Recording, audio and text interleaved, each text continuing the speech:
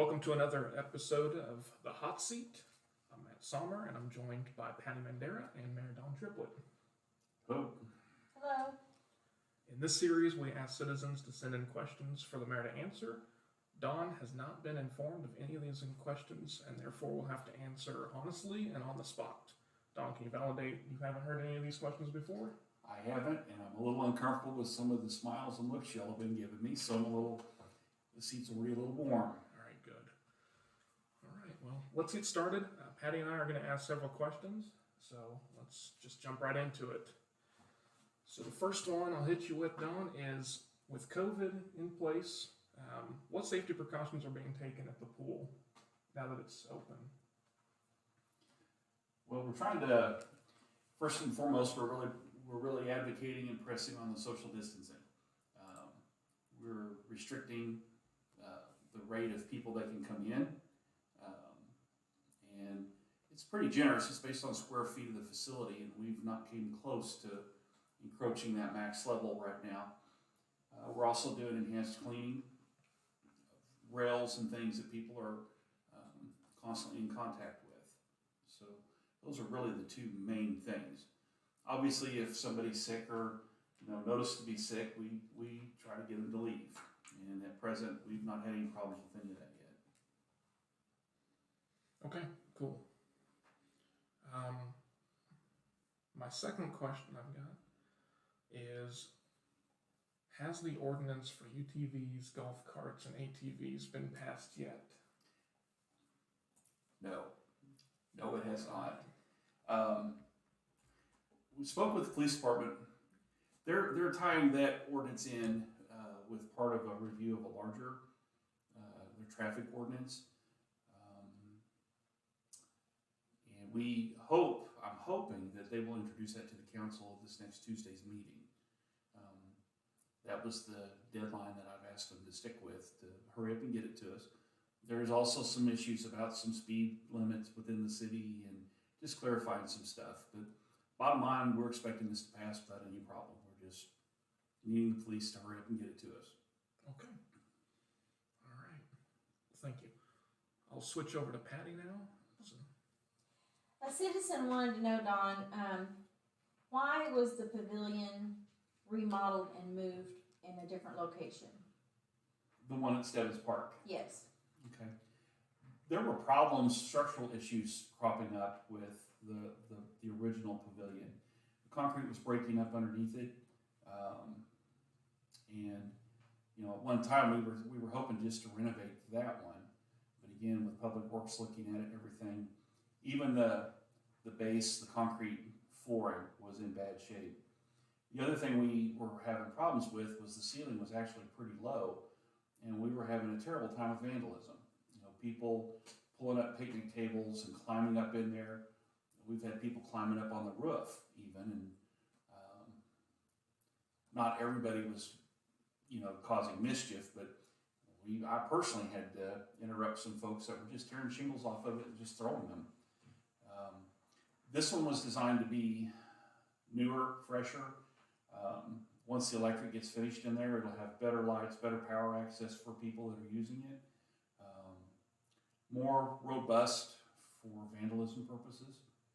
So we're hoping it's a win-win. Okay. All right, the second question I have, a citizen asked if the acoustic panels were up in the community building, and if so, has it made a difference in the sound? Yes, to an extent. Not as much as what we liked or are hoping for. Actually met with the park board just a few weeks ago about that. The acoustic panels are, I'm going to call it 75% complete. The ones on the tall wall in the great room are up. And if you're just standing in there talking, you can really tell a difference in the acoustics the closer you get to that side. So I think the plan now is we've got more acoustic panels left. I think the park board fairly quickly is going to be putting panels up on the short wall. And if that works well, if that helps with the acoustics, then we want to get those mounted, painted, or even some fabric is what they're talking about too. Okay. So we're not going to be happy till the acoustics is good. We have to have good acoustics in there. And right now it's uncomfortable for just a small group to be in there talking. It's actually, acoustically, it's a little painful to talk. It's awkward. We want that fixed. And I know that the park board's looking at other renovations to the community building as well. I'm kind of excited about everything that they're planning. So. Okay, I'm gonna pass it back to Matt for some more of his questions. All right. Recently, a house on Center Street was taken down, and now it's a big empty lot. What's the plan for that?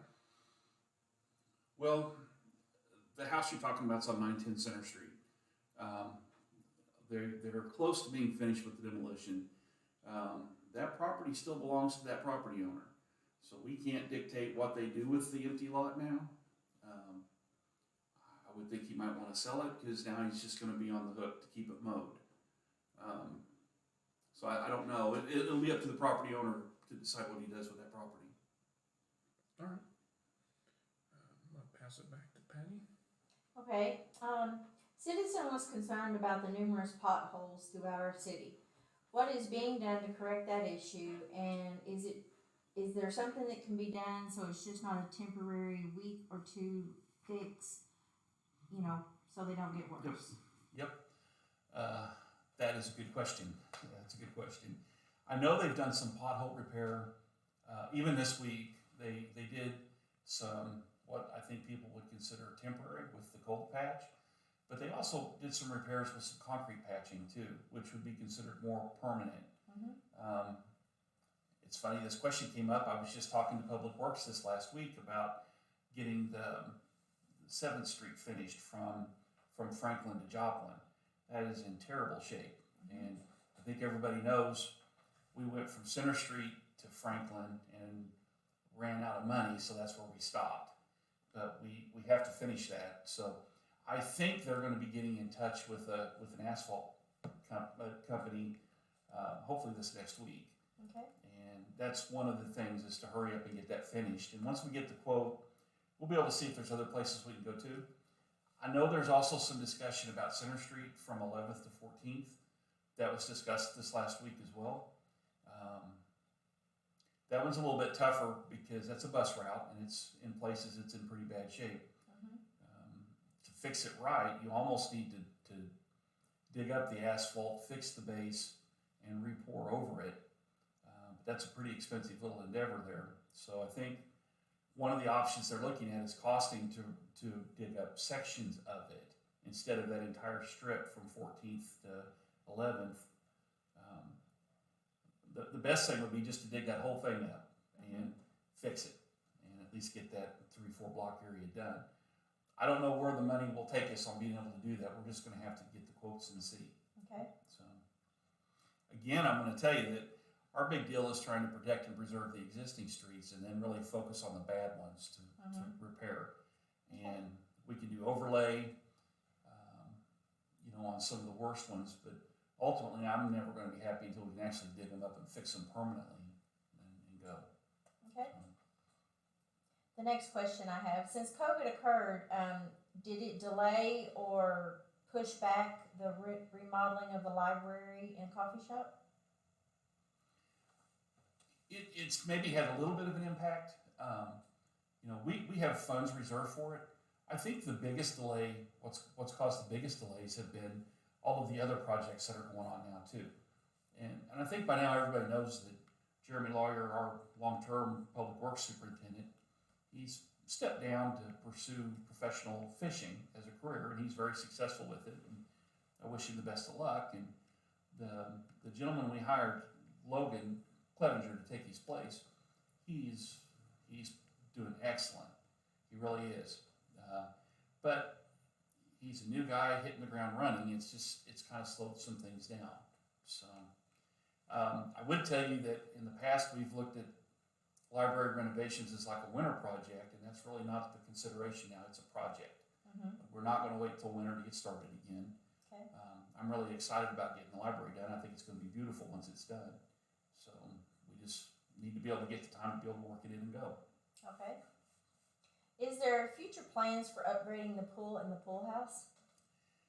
Oh, okay. That's a hard one. All right. Seat's hot. Okay. Okay. The pool has some challenges.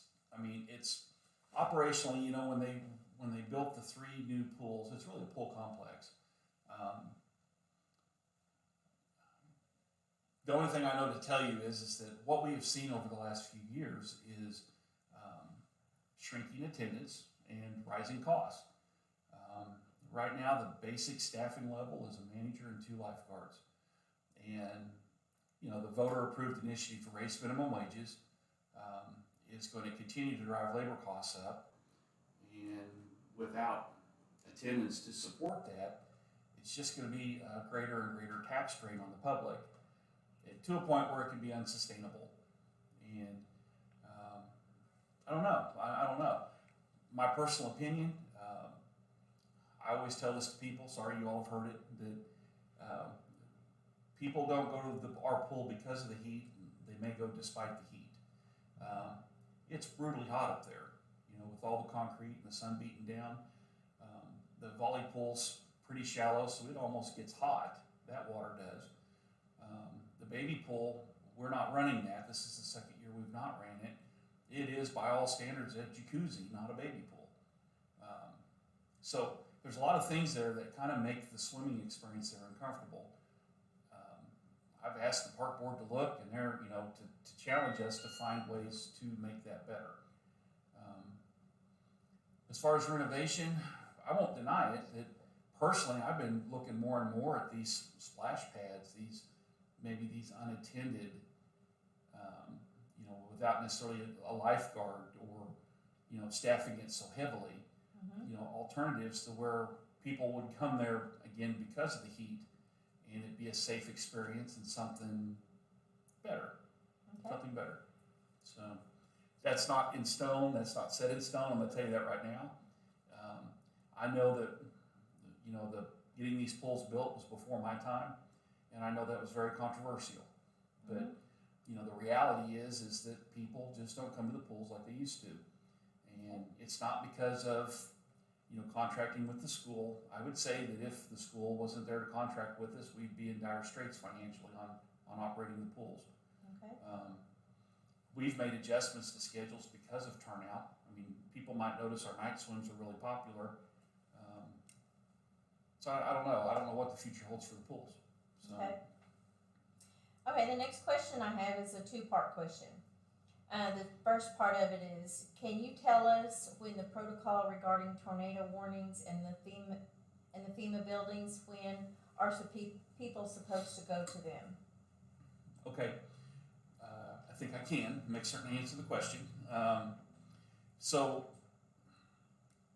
we're working with police and fire in the school district on storm warnings, activating the FEMA shelters. The school district is responsible for staffing the shelters, and their current protocol is anytime we're under a tornado watch and thunderstorm warning, they're going to staff it. And there's been some bugs in the process, but bottom line now, if they're up there, if people want to come in, they're allowed to come in. Okay. For our role here at the city, you know, police and fire and myself, our emergency management stuff, our thing is just to stay informed of the weather and be ready to activate the storm sirens.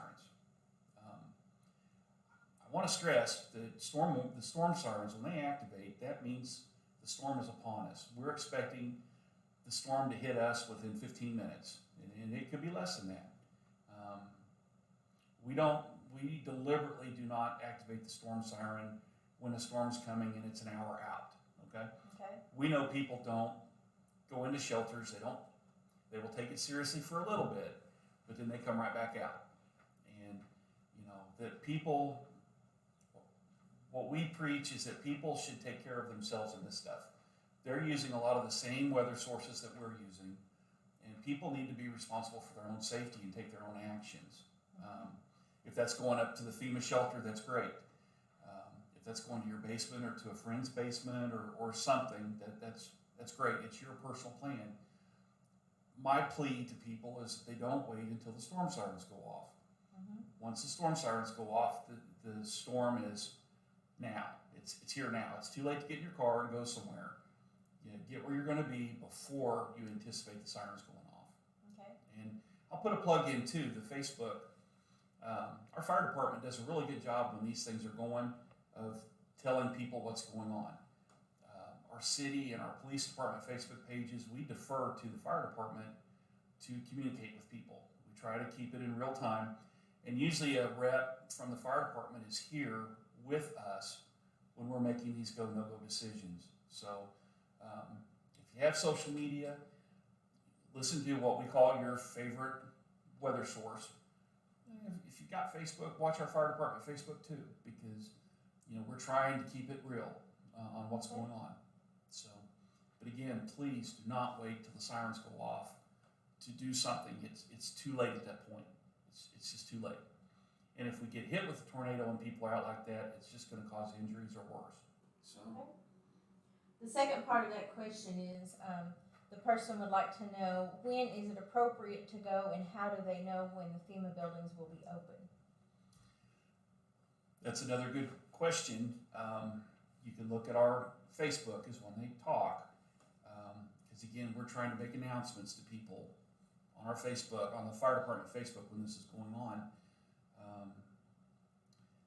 If there's a tornado warning in Sarcoxie, the shelters are staffed, okay? And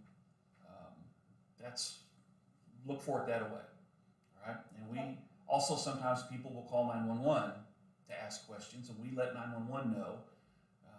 But it's better to look at our Facebook. It's probably the best thing you can do. So that's what I would suggest. So we have to take a pause for just a second.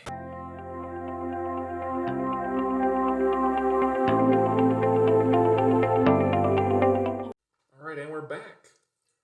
All right, welcome back, Don. No, thank you. Sorry about the pause.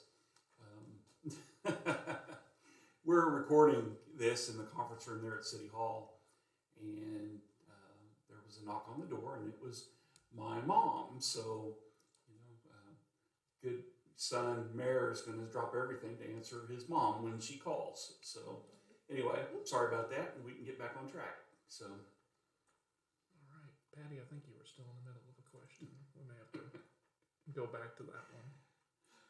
Yeah, we were just at the question of how do we know when it's appropriate to go to the storm shelter and that it will be open when we go. okay, and I think we answered it with a tornado warning. And also for us, we start all of our actions based on a tornado watch and a thunderstorm warning, because tornadoes are spawned from thunderstorms. So that's what takes us up to our highest level of readiness. And when all that's going on, we've got 3 different weather sources, 1 or 2 on TV, 1 or 2 on the computer. We're dialed into the National Weather Service chat, and we're listening to KZRG. One thing I would tell people is on our website, and I know it's been on our Facebook a couple of times, is we have a flyer, a little trifold about dangerous storms specific to Sarcoxie. And when I say specific, it gives you a list of the different local TV stations, the local radio stations. It just gives you helpful information about this local area. So when you see national level advertisements, they'll talk about, tune into local weather or local TV channels. This flyer, we know that these TV stations, these radio stations will jump in and give you the latest weather information. So you can always pull that on our website or stop in City Hall and get you a copy printed. So. Okay. With our city growing, does the city have something in place for someone that is looking to buy a home or land in our community of how they go about doing this? We're actually trying to work on something like that. I know, Patty, you've been involved with the what we call the lot list, the empty lots. Yes. We don't pry into people's personal business, but if we're aware of a lot in Sarcoxie, an empty lot, I think you get in touch with the owner and ask if they would be willing to sell it if there was inquiry. And we're trying to pool those. maybe even on upcoming on our website or something where there's like a little map or something. Once we get that up and running, if people are interested in a specific property, we'll go to a certain point, but basically we'll make certain that the property owner is okay with being contacted. We'll get the contact info and then we'll step back out of the way. Okay. So as far as empty houses, we've started talking about that. Most houses that are for sale by realtors, they have their own mechanisms on finding out if they're available for sale and marketing and stuff. We do have some folks that try to for sale by owner. That kind of hurts them on their advertising. Mm-hmm. The biggest and best thing they can do is advertise in local newspapers like the Sarcoxie Record. We have talked about doing more with that, but we don't want to interfere or disrupt business that should be going to local channels. We're not going to take the place of a realtor. We're not going to take the place of a newspaper. That's not our job. But if we can find information, if we can help, we're going to try to see if we can find ways to help. From what I understand with folks, there's several people that are moving into Sarcoxie now, renovating houses and doing things like that, buying old houses, renovating them. And a lot of these people have expressed to me personally how difficult it was to find a house for sale in Sarcoxie. Okay. So, anything we can do to help with that. Okay. What are the future plans that the city has for the square and the rest of our community for 2020 and possibly into 2021? Okay, so short-term plans for the square. Yes. Okay. We didn't get all of the front facade renovations done last year. I know that that's a component, is fixing it up, sprucing it up. We did several buildings last year, and it was through a grant program, kind of. We had some funds available that we were able to do that with. And so, we're doing this kind of this broken window concept where if you can fix up the front facades, if you can help people do it, it adds value and adds attractiveness to the square. In addition to everything else we've done, I think the big thing is finishing that work. I do know on the east side of the square, the public bathrooms that we're building right now, and then of course the little laundromat thing that I'm personally as a personal investment and working on. We're trying to fix it up. I mean, ultimately, I think if somebody was to ask what the vision is, we want our city square to be a nice little attractive square where things can happen. And I know I've talked with the core team about that before, that wouldn't it be nice if there were lots of activities here at night, between the lighting and the gazebo and maybe some music and, help build the infrastructure, if you will, to a point where maybe somebody will set up a restaurant on the square or doing other things, or maybe some business owners will stay open later so that people can come down to the square and it's very nice and comfortable and pleasant. It's never again going to be the business part of the city, but it is, to me, the cultural heart of our city. And anything we can do to help that. I'm really excited about the carnival grounds that are behind City Hall. We've acquired some property on north of there. People have probably seen it. It's an old dilapidated house that we're tearing down. We're going to expand the carnival grounds that way. And there's a lot of talk about trying to build a pond or something back there for like a kids free fishing. The Ozark Regional Land Trust ground the bridge is hopefully going to be finished soon. So people can come down to our square and enjoy the ambiance. That's what we're shooting for.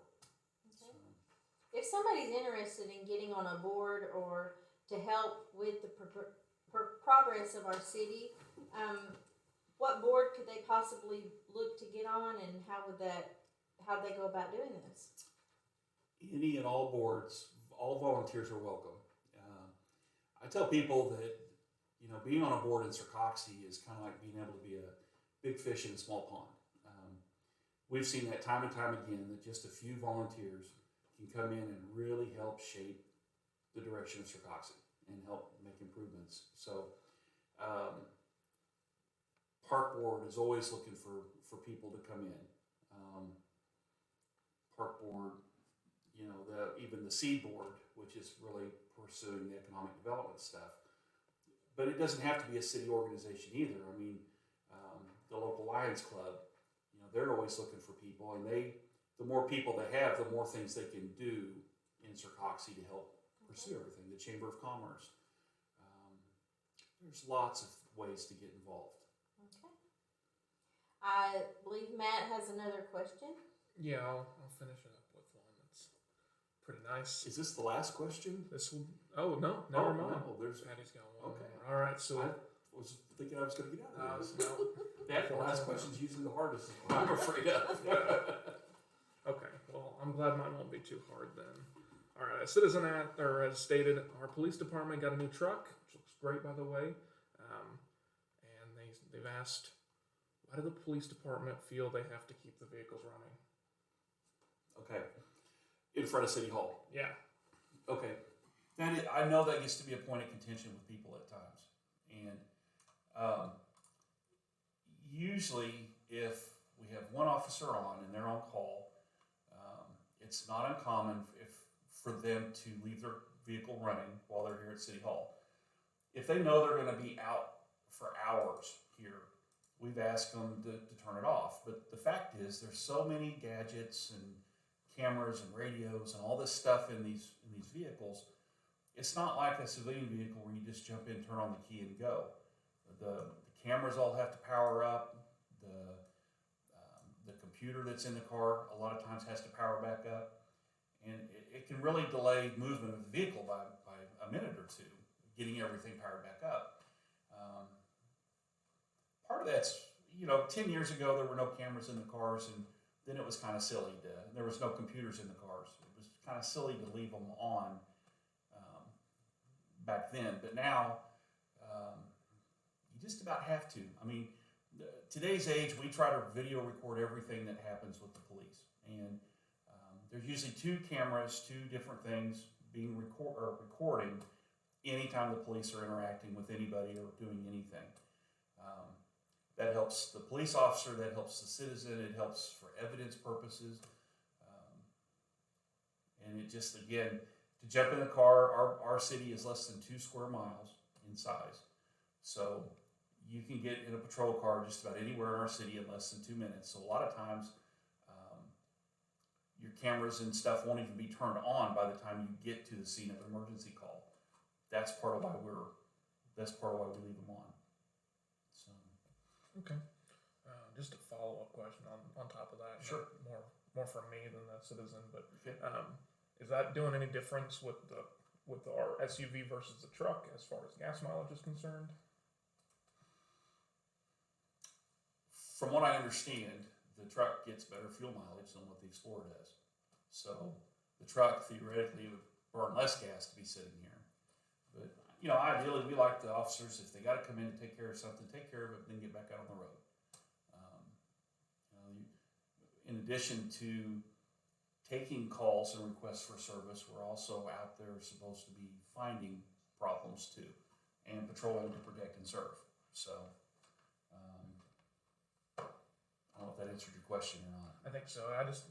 There's no way that any sort of leaving it on is going to ruin the nice new truck for a long period of time being idle. I don't believe so. And most emergency service vehicles, police, fire, just about any city that you go into, it's more of running hours versus miles.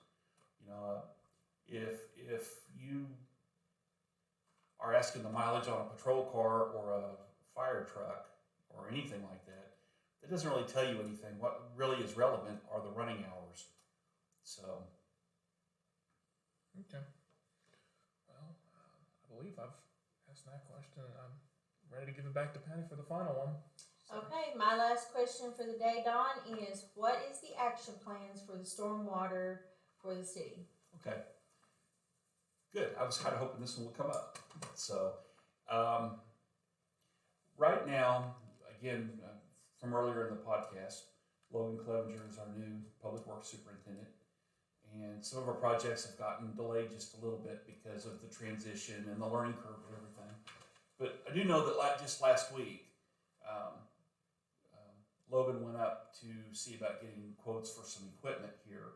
We've been tossing and turning two things. One is to rent some equipment and do a focused work on the city, on ditches and, creating paths for stormwater to go. Renting the equipment is the one option. It's more expensive, but it would get done a lot quicker. Another option that Logan's looking at right now is to go ahead and buy the equipment, maybe focus a little bit, but slow down just a little bit, and just have the equipment. And instead of trying to get everything done in just a few weeks or a month, spread it out over time so that we can always have the equipment and take care of it and maintain it. The premise that we're operating under is that 30 years ago, Public Works used to cut ditches and really watch stormwater, how stormwater flowed through the city. It's not a Jeremy thing. It's not a me being mayor. It's not even my predecessor. At some point, 20, 30 years ago, Public Works just stopped happening, stopped being the priority. So stormwater then, ditches have filled up, people have put in new driveways without culverts have gotten plugged up. And on top of all of that, our strategy of streets has been just to add inches of asphalt on top of existing roads. So we have, as a city, we have blocked a lot of these stormwater paths. And that's what we're having to do, is we're having to go dig back through 30 years of, there's no other way to say it other than neglect, and fix it. Mm-hmm. So, the thing I've always resisted is going up and fixing one person's yard. I mean, it's easy to cut one person's ditch, but if you don't have a path for that water to go, then all you're doing is sending that water from this yard down to your neighbor's yard. Mm-hmm. And that makes their problem worse. So we're trying to be methodical about it. We've got some maps, we've done some engineering stuff. We're trying to identify stormwater leaves our city in these 10 paths. And then we're just trying to, here's where all the stormwater starts, and then just trying to connect the dots is what we're trying to do. Okay. Now, why I'm glad this came up is we are talking about cutting ditches, and we're going to have to get the word out to our citizens. Every homeowner here in Sarcoxie that has a ditch instead of a curb can be impacted with this. We may be having to cut their ditches a little bit, as in dig them out. Mm-hmm. And we're not doing it to hurt people. There's going to be some folks that are going to like it because it's going to fix the water. I'm sure there'll be people that are upset that we're digging in their ditches. Right. So we're not just going to show up next week and start doing this. We're going to try to get the word out to people. And it's for the greater good. It's to help everybody with this stormwater problem.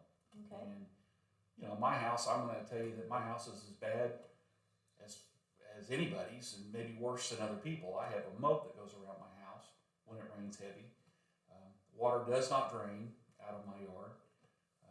And even my crawl space under my house fills up with water. So I, as a citizen, want this stormwater problem fixed. But I'm not going to fix mine without it impacting everybody else's. So we have to do this at a large scale. Mm-hmm. And it's coming. I don't know, we might even have to send notices out to people and get public input, but 30 years of neglect has to be fixed. Okay. So. That's all I have for questions. All right, that's all I had too. So thank you, Dawn. Any last remarks you want to make that maybe you had sitting on your mind thinking we were going to ask? Oh, now you got me on the spot. I don't think so. I really like these. I like getting the questions for people. I'm a little sadistic here. I like being blindsided with some of them. So let's do it again sometime. All right, cool. Well, thank you all out there for submitting the questions. We look forward to doing this again. And thank you.